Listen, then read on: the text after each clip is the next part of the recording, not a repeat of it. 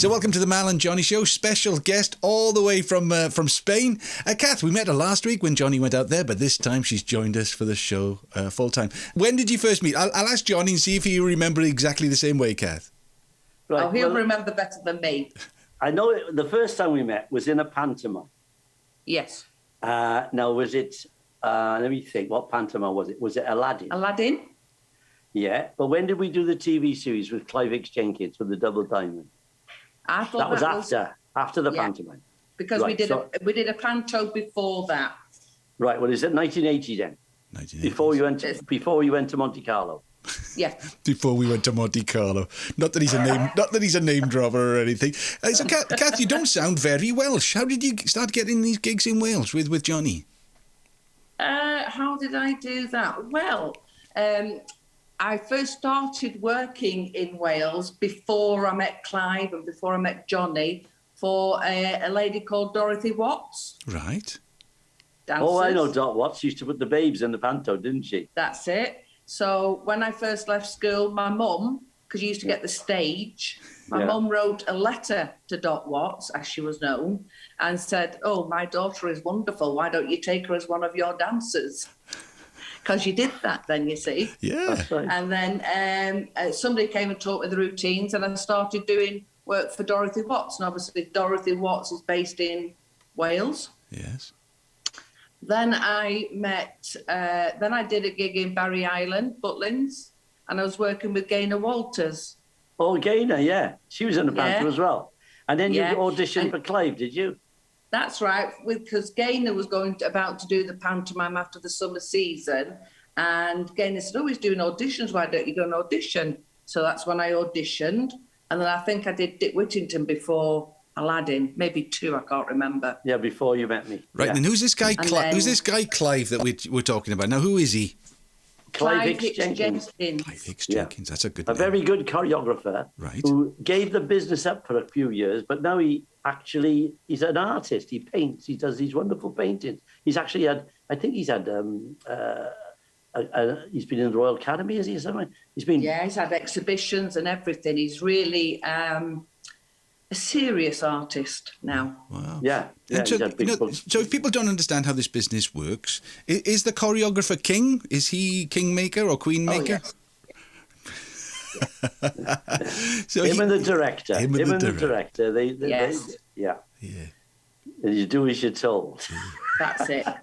Except for Johnny occasionally. and you naughty girl. So you're training. Obviously your mum thought you were good, but you must have been good because you got the work. What sort of training did you do? Was it dance schools or did you go away to college or was it on the hoof? Then I didn't go away to college. I obviously trained from when I was a baby too. Right. Up to about 16, obviously with a dance teacher, and I did all the disciplines. And then at that time, you went and auditioned. So at that time, there was room for a dancer, room for a singer, room for somebody else. Now it's all under the triple threat bracket. Oh, yeah. But your daughter's fantastic. Her daughter, Mal, is a fantastic dancer. I remember once I was doing an audition for an advert. I think it was for BT. Right. And they said they wanted a double act. And I said, "Oh, that's a rank out." She said, "Well, my daughter's in town. What was she doing? She was in, what was the musical? She was at the Hippodrome. Yeah, she was at the Hippodrome. Oh, was it Grease, the musical? Oh, she might have been in Greece. Anyway, I gave her a call and she turned up and I showed her the routine, which she picked up in 2 minutes flat. I was very jealous. And we did it. And we had 3 recalls and we were down to the last 2, right? Yeah. And I said, unless the Clark brothers walk in...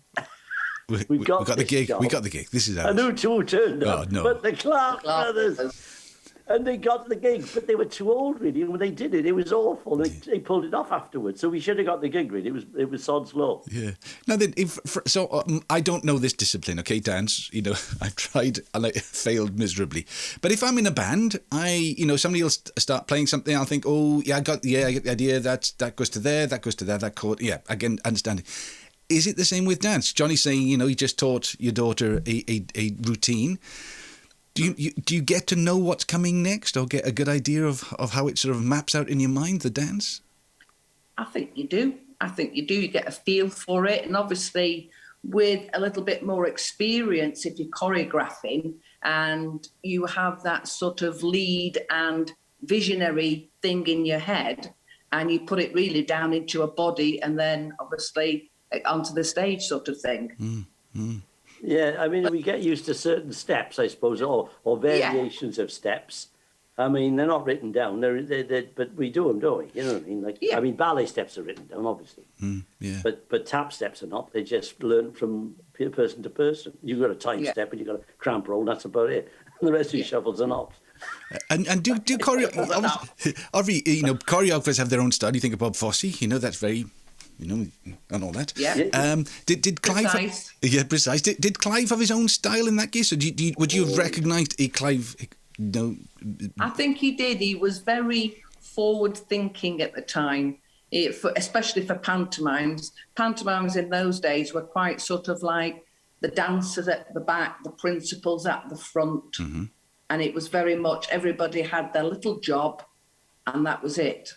But Clive had a very visionary, he wanted to bring it and tell a tale, and everybody, even the dancers, were part of that storytelling. They used to do tableaus, didn't he? Pardon? He used to do tableaus, didn't he? Yeah. Yeah, fantastic. It was more like a musical when Clive was involved, not just everything came to life, and you had your own, your cues on stage and everything. But you weren't just at the back as a dancer. Yeah. You had to knit together with the principals. Now, principals like Johnny took that on board and encouraged us and loved it and worked with us. You used to get some principals that did not like it. Yeah. Like who? No. We know who they are, don't we, Johnny? Yes. Yeah, we know they are. Because Kath choreographed quite a few pantos in Blackpool, didn't you, Kath? Yes. Oh, wow. So how many dancers did he have in a big Blackpool show then? Oh, well, I think it started off 6 and 2 boys, so 8.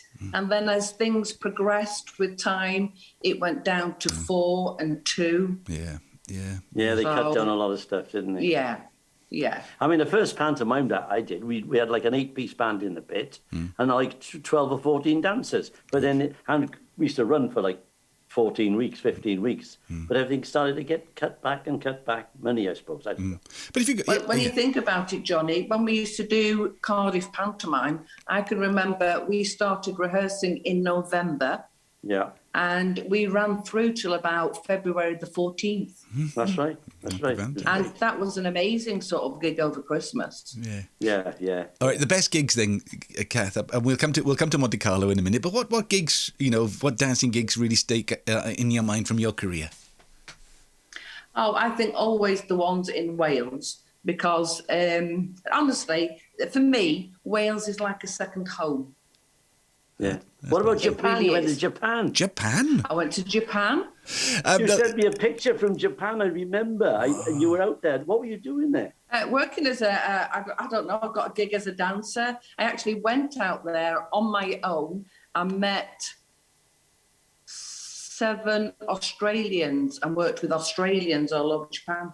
Goodness me. Wow. I mean, it is an amazing life that we've all really had, because our passion has taken us all around the world and we haven't even had to buy a ticket half the time, have we? It's been brilliant. No. So you've done Japan, you've done Wales. The biggest shows, what were the big shows that you would do? Would they be in Blackpool, or what about London? What about those shows that stick in your mind? I think again, in my day, it was, I didn't go to London. I think most of the gigs that I appreciated doing were with Clive, because we did Stuart Tudor and Cousins. We did it for BBC Wales. We did, do you remember, was you in the show, Johnny, that we did for Princess Margaret? Oh. No, I wasn't in that one. Oh, what show was that? Because we did like a variety, a midnight performance. No, I did a couple of those, but I didn't do one for Princess Margaret. Wow. All right, then, so Monte Carlo. So whose idea was that then, Johnny? Well, my agent rang me up. His wife was French. And she said, Johnny, I have a bloke over from Paris. His name is Bernard Leon, and he wants you to do an audition to see for Cabaret in the Casino. So, would you be interested? I said, yeah. So Kath was in the show, along with Sandy, another good friend of mine. And I said, look, they want me to do the show with 4 girls. Could you knock something up? So Clive, the choreographer, set something up for us in the theatre in the daytime. And I blagged the manager to put all the lights on, I think. We did the audition and we got the job. Wow. And off we went. 4 girls, 4 musicians and me, all together as a package. God. And then we picked up their front line when we got to Monte Carlo. So we had the brass. So it was a great gig. Yeah. What about costumes? Did you have your own costumes, Kath, or did you? Yeah. How did you made them? Well, Kath? we did have some, but I do remember staying at Johnny's and all the girls. We'd nipped to Marks and Spencer's and got some very nice bras and pants and net, and we were busy sewing costumes to make something for the audition, wasn't it, Johnny? Yeah. Wow. And it was great, actually. I had those costumes for years in the loft. Yeah, you should send Mal that picture that we had in the stage. Yeah, I got it. I'd send it right, that'd be with great. the 4 of you with me in the middle, yeah. Oh, Yeah. With my James Bond pose. Yeah. What was it like for you then? Because obviously Johnny's at the front doing all his marvellous stuff, tap dancing. What was life like for you in Monte Carlo with the girls? Sandy and I, we shared a room. So Sandy and I are really good friends. We had a hoot. We loved it. We went to Monte Carlo, and it was Monte Carlo or bust. And we did everything that we should do, everything that we shouldn't do. We laid in bed in the morning and had breakfast and croissants, and then went down to rehearse, and we loved every minute. Yeah. See, the girls, Kathy and Sandy and it was Maggie and Ruth, wasn't it? Ruth. And apart from backing me on in some numbers, they did their own spot as well. Right. Because Clive had choreographed a really fantastic routine, like, what was it, The Bride of Frankenstein? And I think was it you or Kathy or Sandy was all wrapped up in bandages? Yes, Sandy, I think. Yeah, it was a fantastic routine. Of course, the French love all that kind of stuff. Yeah. Yeah, because it was a bit weird at the time, wasn't it? Oh, yeah, he's always a bit far out, was Clive. It was, it wasn't your average little cabaret number, was it? No, it was, but you needed something different from Monte Carlo, because let's face it, all those rich people have seen lots of stuff. But we did a great job. We had a good write-up in the was it the Nice Martin, the paper? Yeah. You had a lovely write-up in that. Wow. And then we opened with Fame, didn't we? Yeah, we opened with Fame. And then we did Sweet Georgia Brown, and you did the dance with me. Then you all went off, and I did some impressions and a couple of songs, and then you came back on and you did your number. And then I finished off with, I think, a Neil Sedaka medley or something. And the whole thing was about 40 minutes. Yeah. Wow. Yeah. But brilliant. What an experience. Yeah, it was great. Now, interesting, a different discipline. Now then, I work with a bunch of boys, musicians, and one of them does read, but the rest of us don't really. So we'd make little notes about things, when you start off, but we'd remember the songs, and then you'd put them to one side. I mean, once you've got this, how long would it take you to learn a routine, Kath? Would it be days, weeks, hours? What would it be? No, it could be, but it very often wasn't. Yeah. It was very often a routine in the morning, so that would be a couple of hours, and a routine in the afternoon, and then it would be polishing the day afterwards, the 2 routines. So you would have to be picking up a routine in a couple of hours. Wow. Depending on the length of it. Yeah. I think we rehearsed for this show for about a week, I think, didn't we? At the YMCA, we rehearsed there. Do you take because notes? Then you've got to. Yeah. Do you take notes, or where it starts or finishes, or is it all in your brain? All in your brain. Amazing, isn't it? Yeah, it's like your muscle memory. Once you learn the step, it's there, isn't it? That's right. Yeah. Because you get these people doing the come dancing. I mean, they got to learn two routines a week. I mean, it's hard work for people who never danced, I should think. Yeah. So again, with those, because obviously everybody's strictly obsessed. Do you both like the show? Just a matter of interest, do you watch? I like it. Yeah. What about you, Kath? I do. Yeah. I do. I think my only critique about it is that I think I would like more people that are genuinely non-dancers with a pro. Okay. Yeah. So it's because I think it gets the journey's better, isn't it? The journey's better. Yeah, because obviously you know a lot of people and there might be actresses. Well, you know for a fact that the actress has had some kind of training in movement, even if it's basic. And some obviously have gone to a theatrical school like Conti's or whatever and done all the disciplines. So I know they perhaps not have practiced it for a long time, but they still know. Like if you ask Johnny to do a tap dance now, he would be able to get up and do it. So there's still a muscle memory there, but I do love the show. I think it's great. So every routine that they do every week for the professional dancers as well, nothing is written down. It's all learned. Now there are people that do write things down, but I think obviously when they do the Strictly, they've got several people helping them. Okay. I mean, obviously you only see the two couples, don't you? Yeah. You see the girl and the guy, the professional guy, but there must be other people that come in to choreograph, and the choreographer has assistants. So if the choreographer goes away, the assistant will take over and work with the non-professional. So it's a lot more, there's a lot more input and a lot more help. Yeah. Yeah, I remember you talking about assistants when I was doing the Pigalle in London. Irving Davis was the choreographer. Do you remember Irving Davis? Yeah. He was a big choreographer. And funny enough, he was from Cardiff. But he'd rush in, he'd set the routine. Then this black lady she was his assistant. She'd take over and he'd go somewhere else. He was doing the Cilla Black show at the same time. And he'd go over there and he'd do that. She had about 3 things going at once. Gosh. And then all the assistants would take over. Well, that's what I used to do for Clive. At the end, he would choreograph. I would help him. I would work with him. Then he'd go away and I'd do something, and I would work with the principals, and he'd get me to do little bits. You do that. And I remember doing Dusty Bin with Ted Rogers. Oh, yeah. Yeah. Yeah.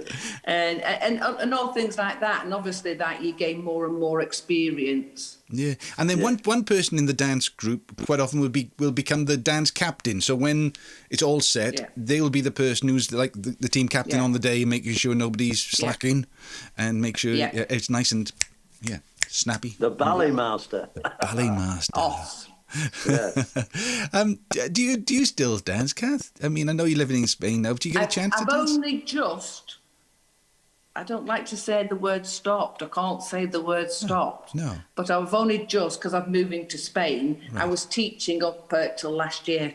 Wow. And have you been able to do any teaching then while you've been away? You know, with the Zoom and everything. Have you been able to do that sort of stuff? Well, we did last year. We did start doing obviously classes on Zoom, but that is very difficult.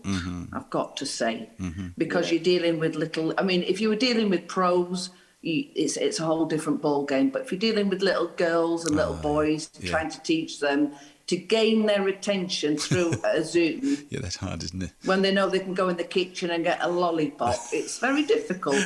You've got to be quite imaginative. That was a bit like that, working with Johnny like that, wasn't it?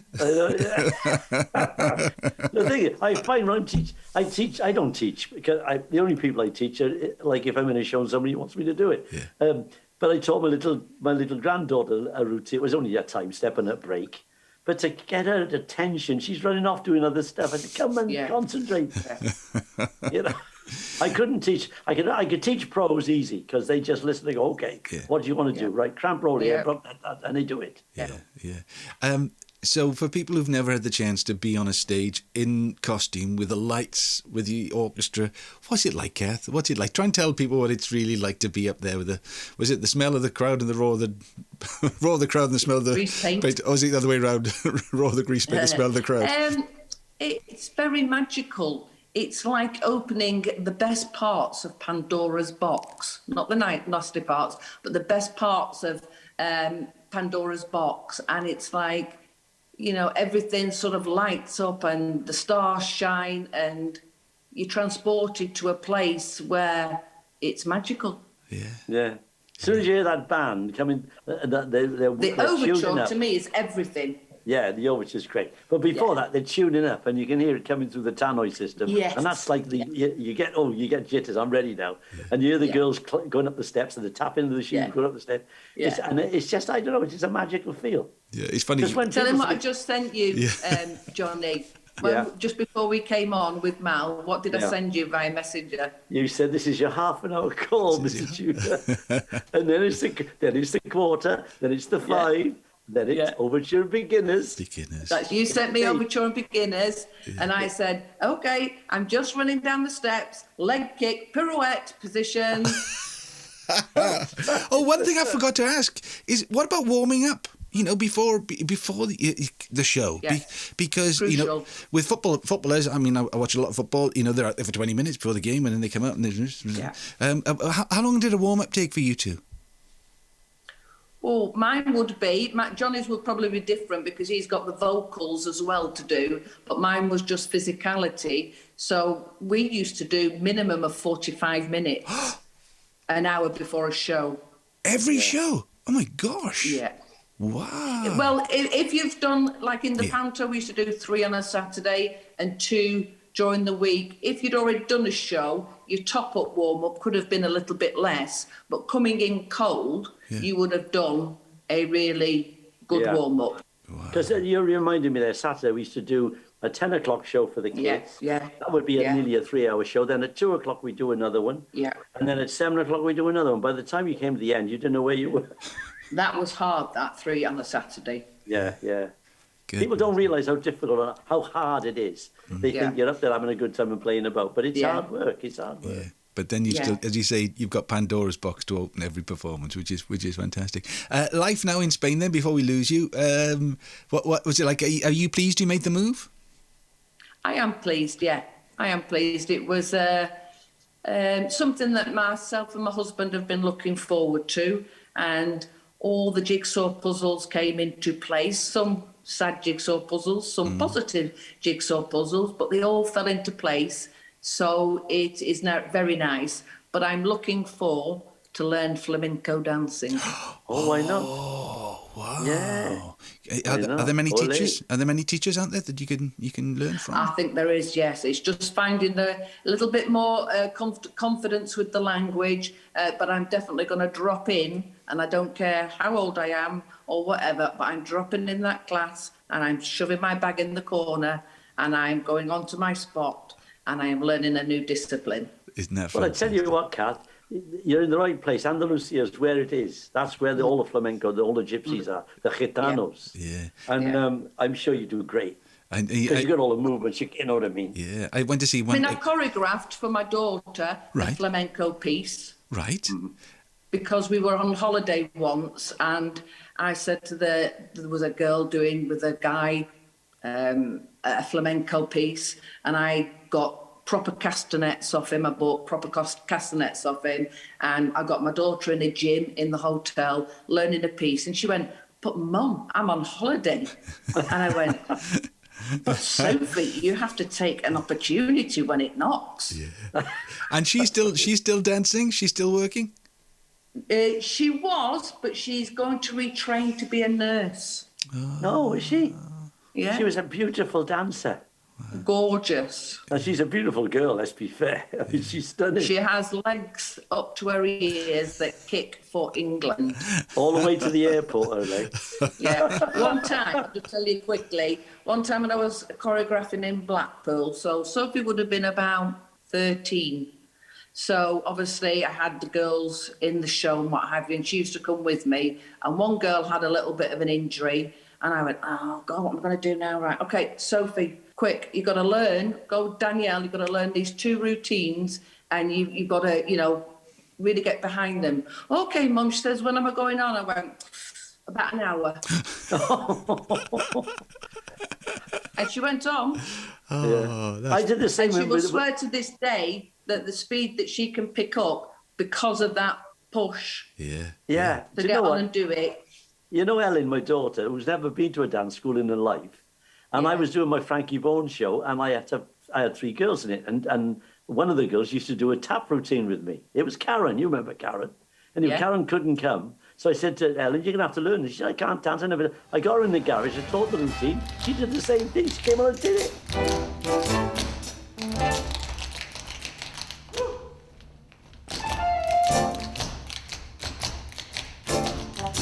She still can't believe she did it. Yeah. Isn't that amazing? Yeah. Well, it's in the blood, see, guys? It's in the blood with the both of you. Well, it's been lovely to talk to you. Have a lovely time, and I went to see a classical flamenco show in Granada, in the castle in Granada, in the Alhambra. Oh, a night of jasmine and starry skies. It was wonderful. It was absolutely wonderful. So when you're playing there, such a passion, isn't it? Yeah, when you get the gig there, give me and Johnny a shout. We'll jump on a plane and come to see you.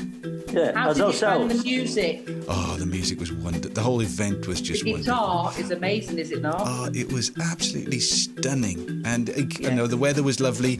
And it was the St. Charles building in the Alhambra, and they thought, oh, this is nice. It's got lovely paintings on the ceiling. It wasn't the ceiling. There was no ceiling. It was the sky. It was open sky, and it was just a magical night. So there we are. You're in the right place for dance. Well, look, have a lovely time. Thanks for taking the trouble to. Thanks for looking after Johnny. No problem, Mal. Nice to talk to you. Yeah, and I'm sure we'll catch up again. So we'll do it again, Cal. It'll be lovely, yeah. So it's goodbye from. The same Panto. Let's do it again. It's goodbye from him, and it's goodbye from me, and it's goodbye from Kath as herself. Thanks, Kath. Bye. Bye-bye.